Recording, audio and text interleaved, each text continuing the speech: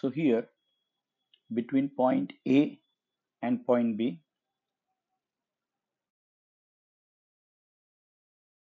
two components R1 and R2 are connected across a voltage source termed as V1. Let us see how the current will flow through the circuit. The current will start from positive point. It will travel to point A, then through R1, through R2, point B, back to negative terminal. So this is a way in which the current will travel. So we can understand the current flowing through all the components in this circuit is going to remain same. So we will name the current and let us say the current is represented by I.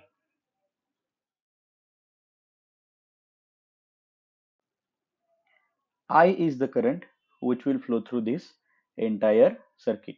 So one thing is clear that the current through this particular circuit remains same.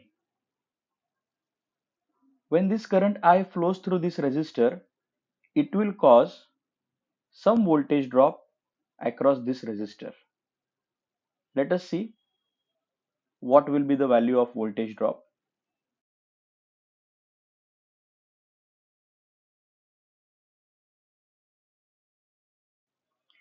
The voltage drop across R1 will be represented by V1 and the voltage drop across R2 will be represented by V2.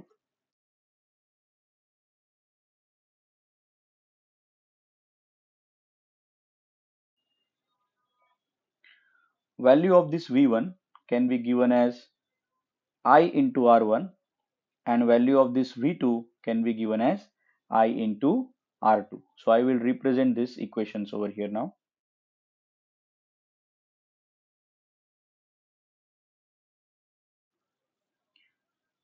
Thus we can see in a given circuit a single value of current flows through all the component and the voltage drop across each component is different. We can write down equation. Total applied voltage V can be given as V1 plus V2.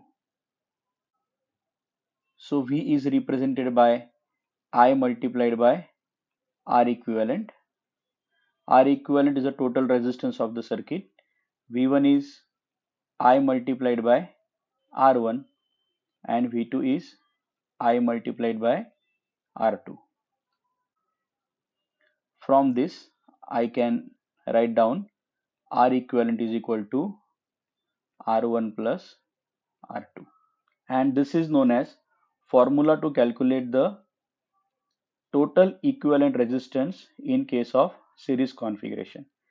Quickly revising what we have learned from positive terminal of this battery, current I will flow in the circuit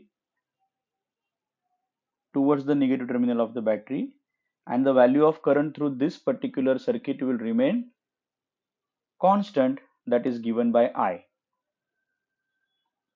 This current will produce drop across resistance R1 given by I into R1 and another drop across resistor R2 given by I multiplied by R2. The total applied voltage V can be represented as V1 plus V2. Represent the given equation in terms of a product of current and resistor. This is the point you will get. And finally, you can conclude the equivalent resistance in a series circuit, that is equals to R1 plus R2. So between point A and B, two components R1 and R2 are connected, and V is the voltage which is applied across this combination. Now, current I will start flowing through the circuit, but when current reaches to this point, it has two different paths to be followed. So I1 will flow through component R1, and I2 is the current which will flow through component R2. Once again, after coming at this point, the current will become I,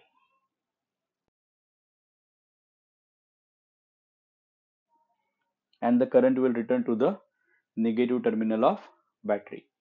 So here what we can observe, that at this point the current is getting divided into two parts, I1 and I2.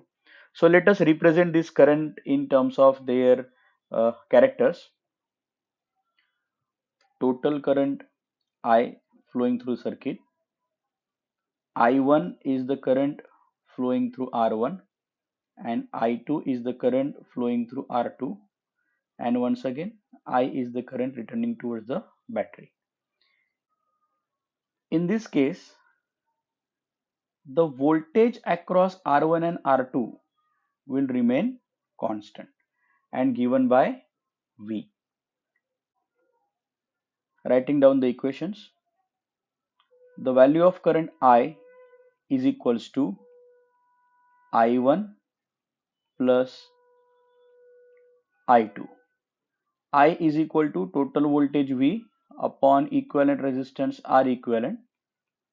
I1 is equal to applied voltage V upon resistance R1, and I2 is equal to applied voltage V upon resistance R2.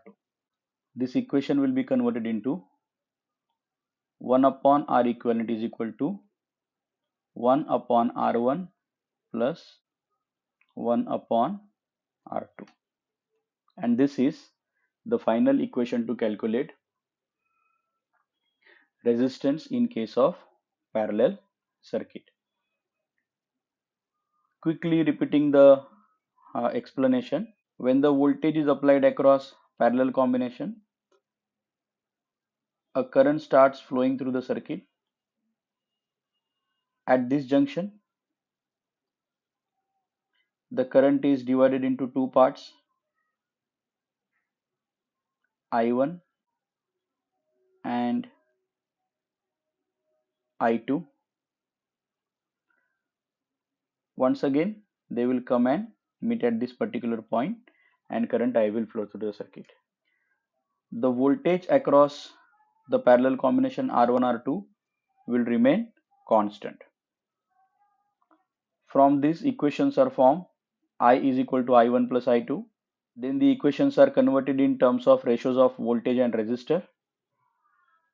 After solving this, you will get the final answer, 1 upon R equivalent is equal to 1 upon R1 plus 1 upon R2. This equation can be also represented as R equivalent is equal to R1 R2 upon R1 plus R2. Now, how to identify the parallel components and series components, and how to solve the problems based on this series and parallel components, that we will see in our next video.